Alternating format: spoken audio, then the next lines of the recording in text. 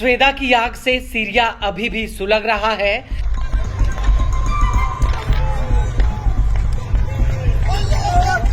सांप्रदायिक हिंसा से स्वेदा में लगी आग ने सीरिया की राजधानी दमिश्क को भी अपनी चपेट में ले लिया। ड्रूज सब्जी वाले की बेडोइन लड़ाकों द्वारा की गई पिटाई से स्वेदा धधक उठा है और देखते ही देखते पूरे प्रांत में हिंसा की एक ऐसी आग फैली जिसने दोनों तरफ लाशें और तबाही बिछाकर रख दी।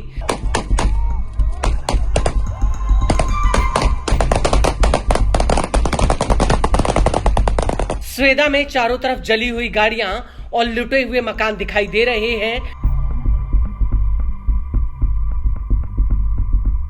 बेडोइन लड़ाके अभी भी स्वेदा से कुछ ही किलोमीटर की दूरी पर डेरा डालकर बैठे हैं और उन्होंने धमकी दी है कि वो खून का बदला खून से ही लेंगे।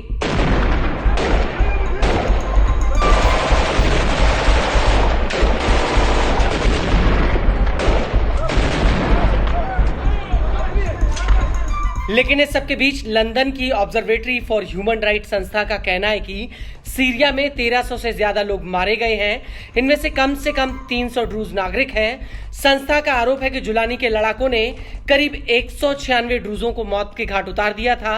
एजेंसी का कहना है कि स्वेदा में जुलानी के लड़ाकों ने बेडोइन लड़ाकों के साथ मिलकर ड्रूजों का नरसंहार किया।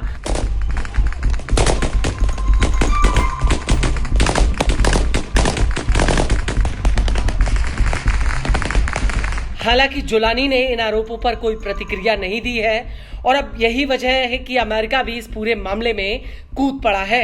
अमेरिका के सीरिया में राजदूत थॉमस बैरक ने राष्ट्रपति जुलानी को एक निजी बातचीत में हिदायत दी है कि वो युद्ध से पहले वाले सैन्य ढांचे पर विचार करें और सेना में मौजूदा इस्लामिक विचारों को वापस लें। थॉमस ने न्यूज एजेंसी रॉयटर्स से कहा कि अगर जुलानी अपने रुख में बदलाव नहीं करते हैं तो वो उस रफ्तार को खो सकते हैं जिसने कभी उन्हें सत्ता तक पहुंचाया था। थॉमस का कहना है कि इस्लामिक स्टेट के आतंकी सरकारी वर्दी पहनकर स्वेदा में हिंसा कर रहे हैं, लेकिन अब ऐसा लगता है कि ड्रूजों के दिल और दिमाग में बेडोइन लड़ाकों का एक ऐसा डर बैठ गया है जिसकी वजह से अब ड्रूज अपना घर बार सब छोड़कर भागने में लगे हुए हैं।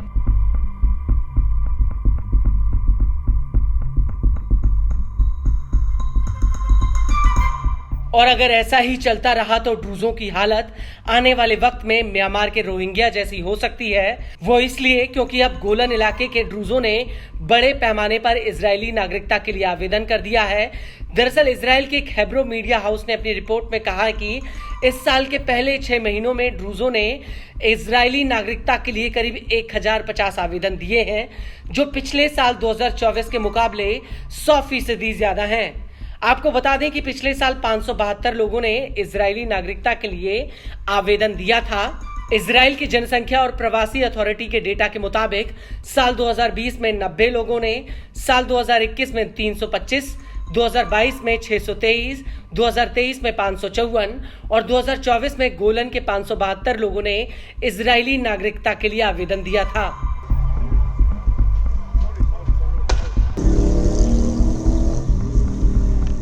लेकिन बड़ी बात यह है कि सीरिया में मौजूदा हालातों की वजह से और ज्यादा ड्रूज इजराइल की नागरिकता के लिए आवेदन कर रहे हैं और ये वो सभी ड्रूज हैं जो इजराइल के कब्जे वाले गोलन में रहते हैं, जिस पर साल 1967 से ही इजराइल का कब्जा है।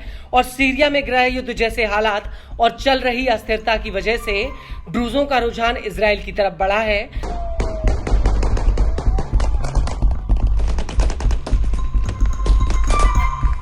जुलाई 2024 में जब हिजबुल्लाह की मिसाइल मजदल शम्स में आकर गिरी थी तो इस हमले में 12 ड्रूज बच्चों की जान चली गई थी और इस घटना ने पूरे ड्रूज समुदाय को अंदर से हिला दिया था।